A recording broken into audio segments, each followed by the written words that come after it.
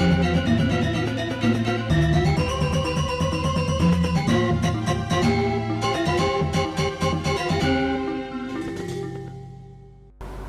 Swastiastu pemirsa Bali TV, kembali Bali Post Talk ya, menjumpai Anda seperti biasa, tentu saja tetap bersama saya Nyoman Winata, redaktur pelaksana harian Bali Post. Karena kita mengangkat topik ini, momentumnya adalah perayaan atau peringatan Siwaratri ya, yang lumrah dimaknai sebagai malam penebusan dosa. Dengan melakukan jagre atau begadang semalaman, seperti cerita Lubdake, itu bisa menebus dosa. Nah ini mungkin menarik untuk kita kupas, benarkah seperti itu secara tekstual dan kontekstualnya yang penting. Seperti biasa, saya selalu akan mewawancarai hal-hal seperti ini dengan Bapak Dr. Igusti Ketut Pidana, akademisi dari UNHI yang cukup banyak ya mengulas tentang sosial, agama. Kita sapa dulu narasumber kita. Om Swastiastu, Ji. Ketemu lagi. Om Swastiastu. Karena ada momentumnya soalnya. Iya, ada momentum. Ada malam Siwaratri dan ini ditayangkan mungkin berkaitan atau bertepatan juga dengan malam Siwaratri. Gimana Haji melihatnya persoalan makna sebenarnya? Ya ulaslah sedikit ya. Itu mengingatkan pemirsa juga ya. Iya, suksema. Jadi momentum hari suci oleh umat Hindu kan berkala ya, rutin, rajin, disiplin gitu. Tapi maknanya kita sering nepin. Nepin itu mengabaikan nanti. Nah, terkait hari suci Siwaratri, kita harus berangkat dulu dari sumber tekstualnya dulu. Dari tekstual kita angkat konseptualnya, konsepnya, nilai ajarannya. Baru kita connect ke konteks, gimana konteks praktek dari pelaksanaan hari suci Siwaratri. Nah, kalau kita mengacu pada tekstual, sesungguhnya pelaksanaan hari suci Siwaratri bersumber pada yang di Nusantara ya, kekawin Siwaratri Kalpe. Itu gubahan dari Empu Tanakum. Dan ternyata itu bukan teks orisinilnya. Nah, itu berangkat dari sumber teks babonnya di India khususnya. Yaitu antara lain Padma Purana, ada Siwa Purana, Skanda Purana, Garuda Purana. Yang intisari dari Purana-Purana itu menampilkan sosok tanda petik ya, jahat lah begitu katakanlah ya, pemburu misal, banyak dosa, tapi kemudian memperoleh anugerah Siwa, masuk Siwaloka atau surga. Itu intisari dari Nah, Siwaratri Kalpe ini gubahan dalam bentuk kekawin ya, berbahasa Jawa kuno gubahan Empu Tanakum. Intisari daripada makna daripada Siwaratri itu sebenarnya sederhana. Siwaratri Wijeneya Sarwo Pape Paharini. Artinya adalah Siwaratri itu pelaksanaan hari suci Siwaratri itu adalah untuk melenyapkan Sarwo Pape. Pape dalam konteks ini sering dilumrahkan dalam arti dosa. Nah, di sini letak gini. Kekeliruan kita menafsir, itu salah tafsir, sehingga maknanya jadi nyaplir ben sanglir. Apalagi kalau dipelintir, berat lagi. Itu sebenarnya. Apa makna papa di sini? Kalau kita cari secara teks di Sanskrit, papa itu sebenarnya bisa miskin, bisa berarti menderita, bisa berarti sengsara gitu ya. Ya. Dan dalam ajaran Siwaistis kan, Siwaratri ini kan ajaran Siwaistis dia. Siwa adalah realitas tertinggi, supreme being, ya Tuhan itu sendiri dalam paham Siwaistik ya. Nah, beliaulah pengendali perputaran pergerakan alam semesta ini. Karena itu siapapun, apapun yang ada di dalamnya, khususnya makhluk ciptaannya, terlebih manusia, harus ikut bergerak, berputar, mengikuti perputaran alam.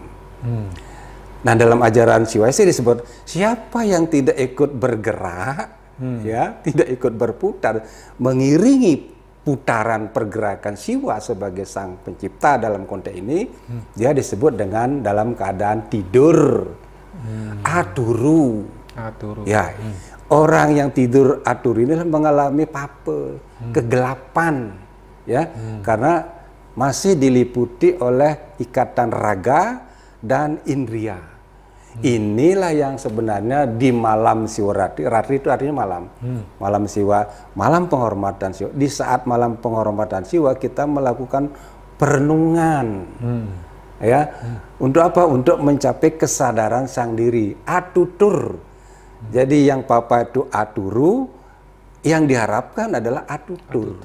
Karena itu hakikat tujuan dari Siwaratri adalah matutur ikang atmo rijatinya, di mana umat itu bisa mencapai kesadaran sang diri, bahwa sang diri itu adalah sang jiwa, spirit. Karena itu dari ritual Siwaratri hendaknya umat bisa meningkat ke tahapan spiritual. Nah, itu sebenarnya alur ceritanya. Karena itu kalau kita memaknai Siwaratri, kita lihat dalam konteks satwanya, satuam, kebenarannya. Bukan satwa, cerita, sekedar cerita satwa ada kan kadang-kadang di ada. Ya. Oleh sebab itu dalam konteks umat menjalankan Siwaratri ini kalau secara teologis itu kan momen pemujaan Siwa. Secara filosofis momen untuk mencapai kesadaran sendiri. Secara etis ada brata yang harus dijalankan yang disebut dengan tribrata. Nah, apa saja itu tribrata? Tribrata itu pertama puasa. Tidak makan, tidak minum. Ya, di sini sudah ada proses pengendalian diri. Tujuannya pengendalian diri ya sebenarnya. Tapi kontekstualnya kan justru di malam Siwaratri penuh dengan konsumsi. Kemudian monobrata, berdiam diri untuk apa? Merenung, enteg, deg, ajag, tidak ngeredang di saat karena kenyataannya kan, karena sejatinya Siwaratri itu akan lebih bagus sekali kalau dilaksanakan secara individual. Individual ya, bukan rame-rame gitu ya. Bukan massal. Nah, ketika massal ini rame gitu, mononya tidak jalan. Justru suasana misalnya di pura, riuh rendah, hiruk pikuk, cerita sana sini, dan lo mononya mana?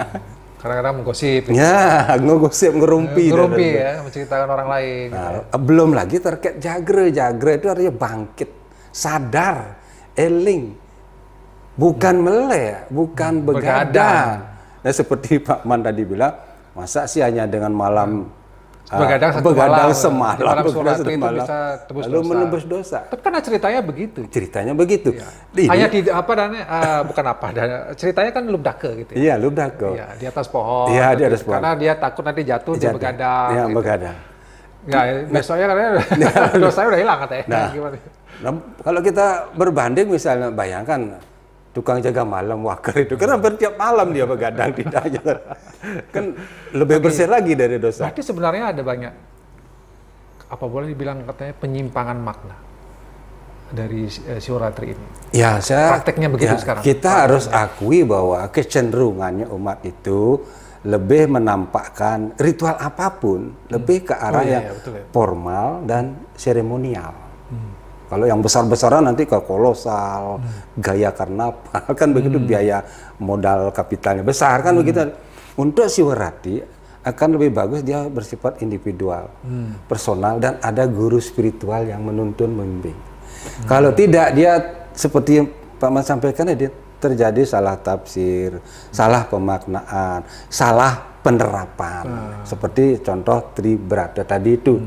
Sehingga yang kita dorong umat ketika akan melaksanakan Siwaratri, kalau bisa ya, lebih di ruang-ruang yang memang bersifat ya kalau dibilang eksklusif ya benar, karena harus karena itu ada monobratonya. Ada monobrata, ada praktek yang memang memerlukan suasana kebatinan yang diliputi suasana sepi, sipeng gitu. Tapi sebenarnya apa yang menjadi katakanlah kalau kita bicara sekarang outputnya gitu ya dari malam Siwaratri ini. Kalau tadi Aji bilang kan pape itu kan sudah disalah maknai sebagai dosa. Padahal bukan dosa sebenarnya, bukan penghapusan dosa sebenarnya. Tapi menghilangkan segala apa ya, mungkin kegelapan, sehingga kita menjadi orang yang berkesadaran. Iya, berkesadaran. Tapi orang berkesadaran sebagai output misalnya, apa wujudnya gitu, sebagai orang yang sudah jagra lah gitu. Nah, kalau kita masih bicara di tataran praktek yang menyimpang, kan belum ada output jadinya. Nggak bisa ngomongin output ya, apalagi kalau kita kaitkan dengan ritual massal ya, melibatkan banyak orang masyarakat. Jadi harapan untuk mencapai output seperti yang sebutkan tadi dari ritual menuju spiritual dengan munculnya kesadaran spiritual, nanti konteksnya outputnya di sosial nanti. Jadi ketika orang semakin tinggi tingkatan spiritualnya, maka akan terwujud, termanifestasi, terimplementasi di tataran sosial dalam relasi hubungan antar teman, antar saudara dan sebagainya. Jika itu terjadi, baru ada output. Tapi ketika semua, mohon maaf saja kalau serba menyimpang, serba salah, serba nyaplir, bensanglir, apa yang kita harapkan dari output? Sehingga seperti saya sampaikan tadi, ritual-ritual apapun, ya, tidak hanya ritual-ritual Galungan, Kuningan, termasuk Siwarati, Nyepi pun yang sebenarnya harus sepi juga kita harus akui belum menjadikan umat itu menuju ke tataran spiritual, ya? Masih ke tataran seremonial saja. Sehingga yang kita khawatirkan ritual itu berjalan, tetapi pemaknaan dan apa yang kita harapkan output itu belum, bahkan boleh dikatakan tidak terjadi. Banyak yang sekarang era kekinian lah katakan begitu. Mungkin COVID sudah agak susah ya, tapi begitu COVID hilang, kembali pada ritual yang ya tadi ya, rame-rame gitu. Iya, massal. Kadang-kadang anak-anak sekolah ya, mereka begadang biar jaga ya, biarnya dia tidak tidur. Iya, mereka keluyuran gitu. Makanya kadang-kadang ada yang pacaran gitu ya. Itu yang penyimpangannya jauh banget. Iya, semakin jauh lagi. Sehingga kita berharap dalam anggapan anak-anak gitu akan menebus dosa, kan malah nambah dosa jadinya. Tapi kalau ada yang mengatakan malam penebusan dosa, sebenarnya benar apa salah tafsir? Ya saya berani katakan salah. Salah ya? Iya, karena itu malam di mana kita melakukan prosesi perenungan tentang siwa. Siwa itu apa? Banyak makna dari siwa. Ya, salah satunya adalah beliau itu adalah realitas tertinggi, Tuhan itu sendiri. Bagaimana si Lubdaka itu bisa berhasil mendapat anugerah siwa karena dalam konteks satwa, Lubdaka itu mengikuti prosesi saat Betara Siwa Dewa Siri sedang beryoga gitu. Satwanya di situ. Nah, itu yang tidak dimaknai oleh umat, hanya dimaknai begadang semalam ya, seakan sudah mengikuti tape yoganya Betara Siwa, tapi diisi dengan keluyuran, keliling kota, konvoi, dan kadang-kadang seperti Pak Ahmad sebutkan tadi. Tapi ada juga sampai orang pas malam Siwarati bingung juga cari daun bile, karena di Cita Lubdaka kan ada daun bile. Sebenarnya itu hanya simbol-simbol. Ya, itu perlu banyak waktu untuk mengulas tahapan itu. Tapi nggak mesti begitu harus. Iya, nggak begitu. Jadi sebenarnya bukan malam penebusan dosa, tapi bagaimana malam penghormatan siwa, perenungan siwa untuk mencapai kesadaran siwa. Itu intinya. Jadi kita yang mengikuti malam Siwarati itu memiliki kesadaran tentang siwa. Pada akhirnya harus mencapai kesadaran sang diri. Siapa jati diri kita itu? Dari ritual menjadi spiritual. Oke, closing statement dari Haji, mungkin kepada umat ya seluruhnya, gimana kita menyikapi malam Siwarati? Untuk umat kebanyakan walaupun masih minim persoalan pengetahuan tentang hakikat teologis dan filosofis Dewi Siwarati, tapi secara praktis kita ikuti, laksanakan dengan tribrata tadi sesuai kemampuan yang tentunya tidak jauh menyimpang dari hakikat inti dari Brata Siwarati itu sendiri. Jadi ikuti segala ini. Oke, terima kasih Gusti Ketua Widana sudah memberikan kita pencerahan ya sebenarnya yang cukup luar biasa untuk mengingatkan kita kembali.